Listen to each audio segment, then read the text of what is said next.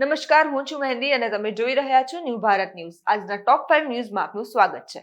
ગુજરાત પોલીસે બાળ મજૂરી જેવી ગંભીર સામાજિક સમસ્યા સામે કડક વલણ અપનાવી રાજ્યભરમાં ઓપરેશન ચાઇલ્ડહુડ ફ્રીડમ શરૂ કર્યું છે. આ અભિયાનનો મુખ્ય ઉદ્દેશ્ય બાળકોને મજૂરીના ચક્રમાંથી બહાર કાઢીને તેમને શિક્ષણ અને સુરક્ષિત ભવિષ્ય સાથે જોડવાનો છે. માત્ર 2 સપ્તાહના સમયમાં જ પોલીસે રાજ્યના વિવિધ વિસ્તારોમાંથી 84 બાળ મજૂરોને મુક્ત કરાયા અને આ બાળકોને ગેરકાયદેસર રીતે કામે રાખનારા લોકો સામે કાયદેસરની કાર્યવાહી પણ હાથ ધરી છે. વાસ્તવમાં પોલીસના આ અભિયાન દરમિયાન વિવિધ ઔદ્યોગિક વિસ્તારો, કારખાનાઓ, વેપારી સંસ્થાઓ તેમજ અન્ય શંકાસ્પદ સ્થળોએ તપાસ હાથ ધરવામાં આવી છે. તપાસ દરમિયાન બાળ મજૂરીના અનેક કિસ્સાઓ સામે આવ્યા હતા, જેના આધારે કુલ 16 ગુનાઓ નોંધાયા છે અને 26 આરોપીઓ સામે કાર્યવાહી કરવામાં આવી છે. ગુજરાતમાં ચોમાસાની આતુરતાથી રાહ જોતા લોકો માટે હાલમાં ચિંતાજનક સંકેતો સામે આવ્યા છે. હવામાન સંસ્થા સ્કાયમેટના જણાવ્યા મુજબ પશ્ચિમ તટ પર ચોમાસાની ગતિ ધીમી પડી ગઈ છે, જેના કારણે ગુજરાતમાં વરસાદની નિયમિત શરૂઆત મોડેથી થઈ શકે છે.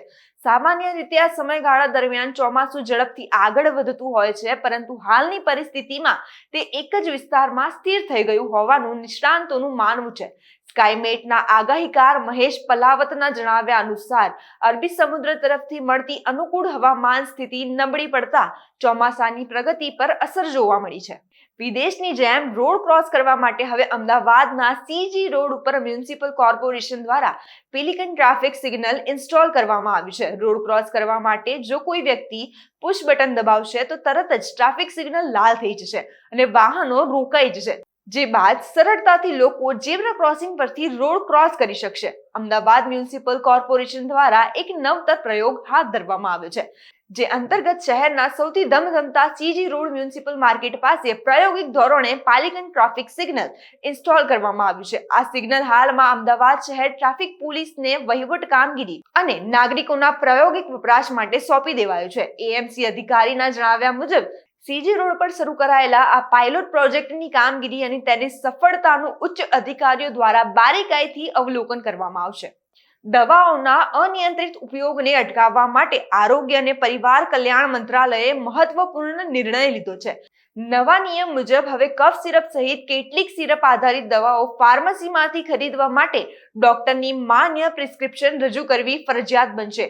આ પગલાંનો મુખ્ય હેતુ દવાઓના દુરુપયોગ પર નિયંત્રણ લગાવવાનો છે. દવાઓના અનિયંત્રિત ઉપયોગને અટકાવવા માટે આરોગ્ય અને પરિવાર કલ્યાણ મંત્રાલયે મહત્વપૂર્ણ નિર્ણય લીધો છે. નવા નિયમો મુજબ હવે કફ સિરપ સહિત કેટલીક સિરપો આધારિત દવાઓ ફાર્મસીમાંથી ખરીદવા માટે ડોક્ટરની માન્ય પ્રિસ્ક્રિપ્શન રજૂ કરવી ફરજિયાત બનશે.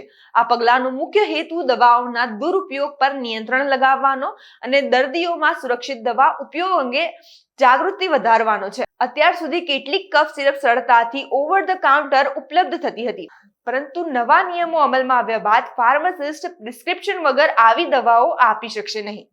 સ્વાદના શોખીન ગણાતા રાજકોટિયાઓને અવારનવાર વીકેન્ડમાં મોટી હોટેલો અને પ્રખ્યાત થાળીઓ પીરસાતા ડાઇનિંગ હોલમાં હોશ જમવા જતા હોય છે, પરંતુ આ રેસ્ટોરન્ટ્સના રસોડાની અંદર ગ્રાહકોના સ્વાસ્થ્યને કેટલું જોખમ છે તેનો પુરાવો RMCના દરોડામાં સામે આવ્યો છે.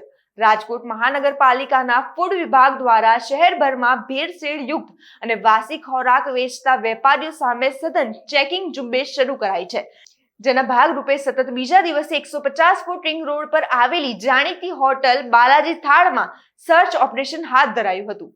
આજના ટોપ 5 ન્યૂઝમાં હાલ માટે બસ આટલું જ. આવા સમાચાર માટે જોડાયેલા રહો ન્યૂ ભારત ન્યૂઝ સાથે. નમસ્કાર.